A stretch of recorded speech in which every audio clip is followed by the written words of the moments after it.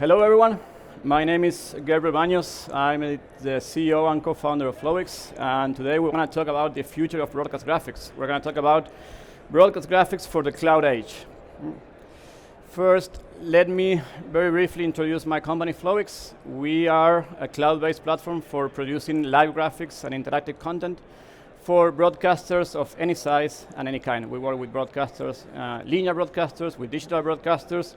We work across different verticals, live sports, esports. We work with sports broadcasters, production companies, and all across news and entertainment sectors as well. So today I want to talk about the future of broadcast graphics. And we're going to discuss the new production workflows introduced by cloud graphics.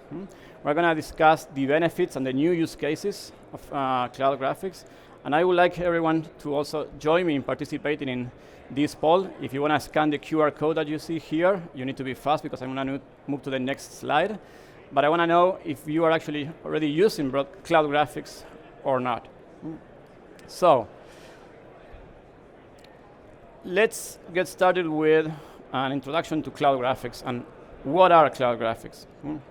So basically, cloud graphics are visual compositions built using web technologies. And we're going to see the difference with the traditional broadcast graphics.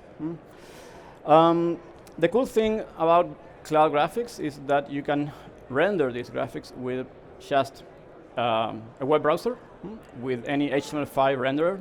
You don't need any particular equipment, and you can mix these graphics into any production workflow with your video feed. If we review the different categories of broadcast graphics, we're going to find first the traditional broadcast graphics engines, the one that we've been using in this industry for maybe the past 20 or 30 years, if not more. Graphics that use a combination of software and proprietary hardware. These solutions, they are powerful. They have great performance in real time. They are great for 3D, for virtual reality. But they have a problem. They have a steep learning curve. They need to run on-premise in most cases. They are licensed or under a CapEx model. So when you invest in traditional graphics, you need to do a huge investment upfront, a capital expenditure. And then you need to replace your equipment probably every 3 or 5 years. The second category we see in the industry around broadcast graphics is the desktop-based graphics, which are software solutions, but they are desktop-based. In these cases, again, you need to run these solutions on-prem. The licensing model works in such a way that whenever you want to upgrade, you need to buy a new license, and the one that you bought in the past already became obsolete. So you need to reinstall this product and move to a new version of it. And then we got the future, or not the future, already the present of broadcast graphics, which is cloud-based solutions. Cloud-based solutions, they are using web standards. They are a lot easier to use, and we'll see why. They enable new business models based on software as a service. This is subscription-based. You don't need any dedicated hardware. You don't need any on-prem installation for cloud graphics. And they can be integrated into any production workflow, whether it is a fully cloud-based production workflow, whether it is SDI, NDI, or any hybrid production workflow that you can think of. So,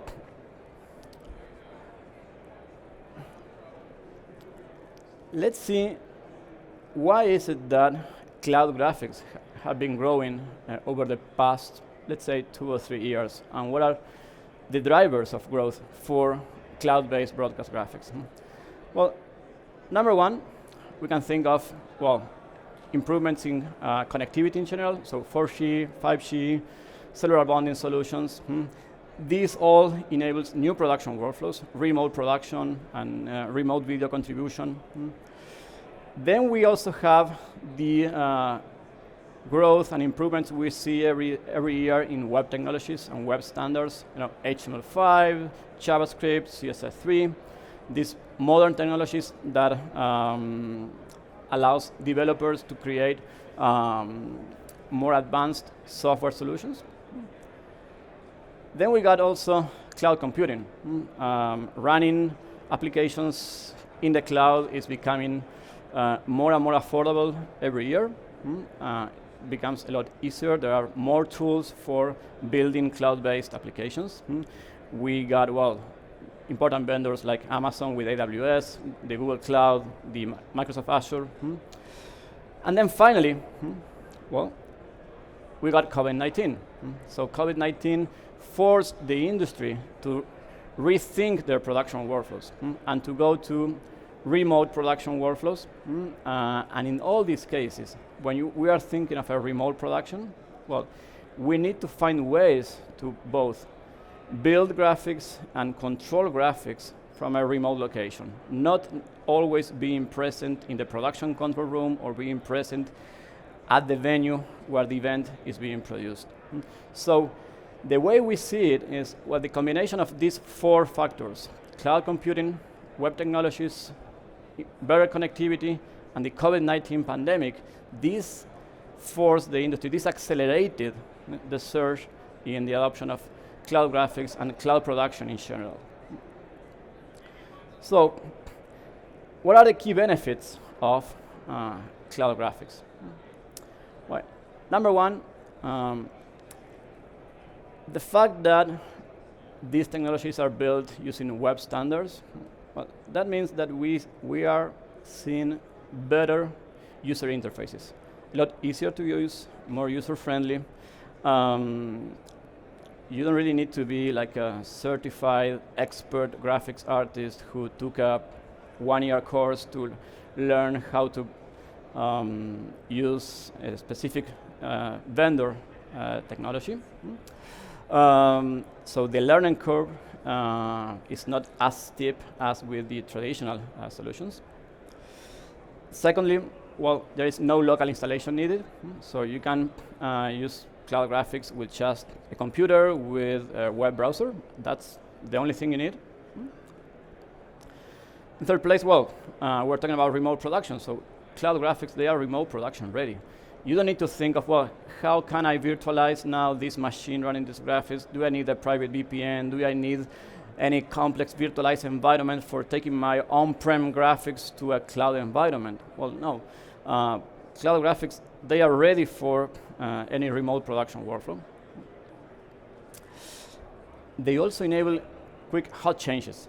So you are live, you're running your production, and you see there is an error in your graphics, or you just need one additional lower third that you forgot, or the graphics artist forgot to build for you. Well, you can do that in a minute. You can just go to your browser, you add a new lower third, you save that, you reload your graphics in another PC, and that's it. You can make quick changes really easy, in a very quick way.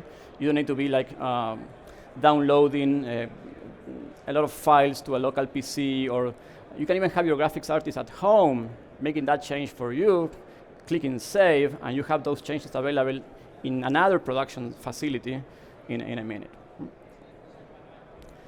And finally, the fact that we are deploying cloud graphics, well, in a cloud environment, that means that we can also, in a very easy way, access external APIs. So if we need to create data-driven graphics with access to, let's say, betting data, live sports statistics, financial data, or any sort of external information, which maybe updates in real time. Well, if those APIs, which in general they are available over the internet, well, cloud graphics are also prepared to access those APIs in a very easy way, including, for example, social media content as well. And then the last thing, and this is probably one of the things that I like most about cloud graphics, is what we call on-device graphics. And we're going to talk more about on-device graphics now in a minute. With on-device graphics, what we are doing is changing the way that we run our graphics. So instead of mixing our graphics with the video feed, we can render now our graphics directly on the client side. That means render the graphics directly on the user device, integrated with the video player. I'm going to get back to this now in a minute to see the difference between what we call on-stream and on-device graphics. So, with the adoption of cloud graphics in combination with SaaS models, well, we now have new business models for the industry. So, we can rethink the whole cost structure for any live production.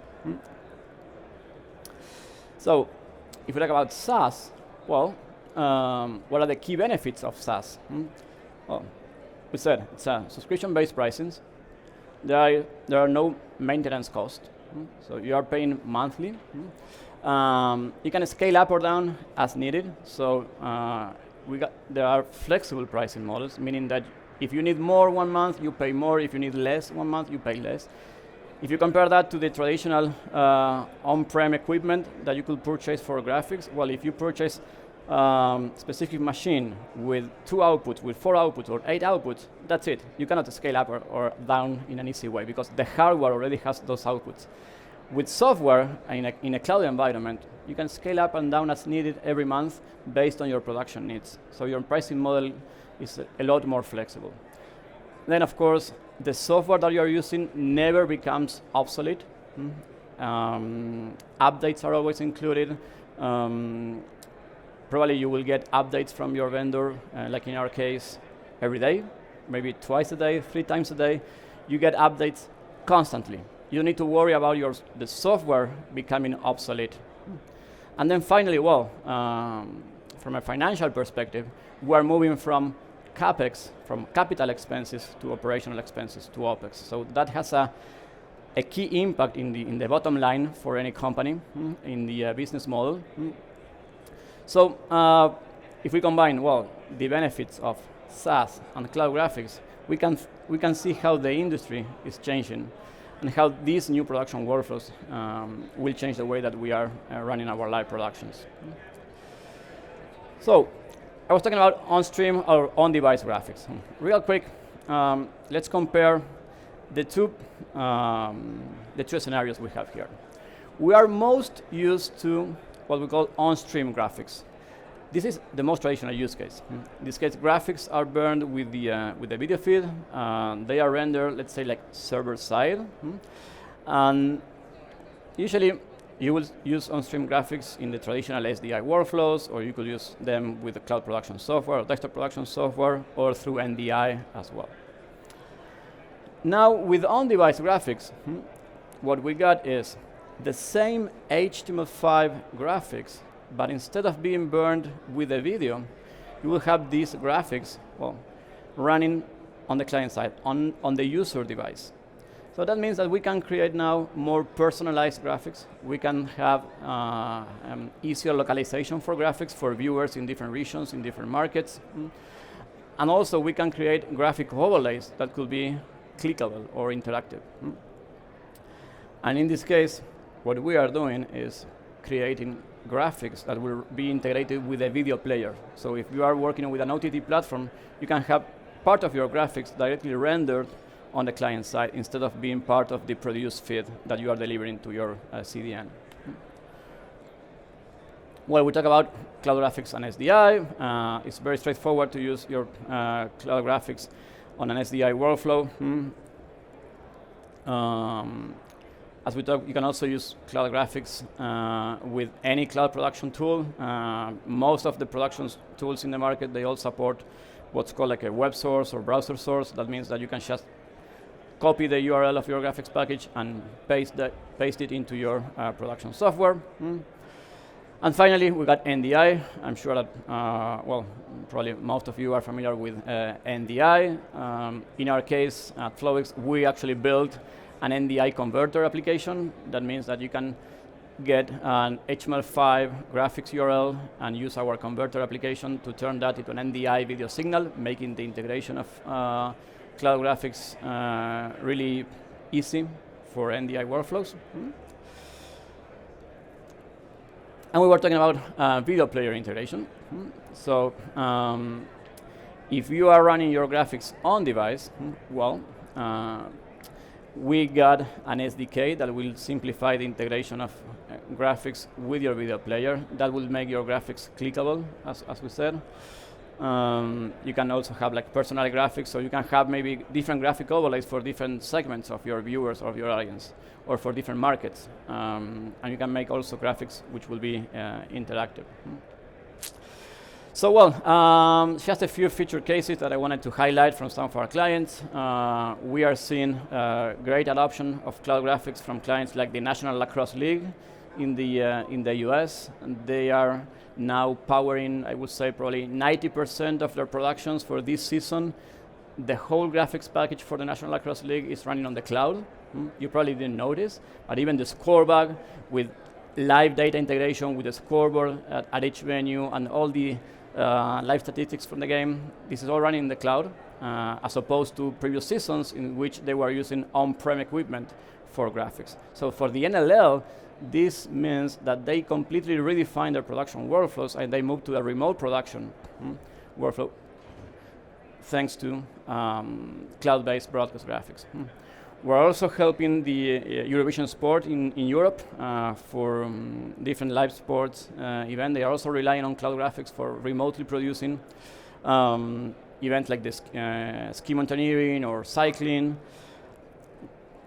And we also have cases like BetQL here in the US as well, where they are running different shows on Twitch in particular around betting. So all this LBAR that you see here, this is all running in the cloud with live real-time integration with betting houses. So we are getting the feeds from the betting houses and putting that on air.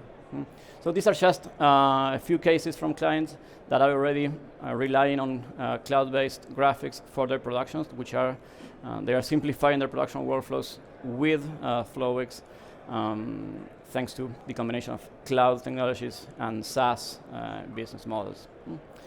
So well, that's all. I don't know if you already participated in the poll. You can scan the QR code. You will be redirected to a landing page also powered by FlowX, and you can tell us about your experience with cloud graphics, if you're already using cloud graphics or not. Well, that's all. Thank you so much. I'm available for questions and answers right after this presentation. So thanks again.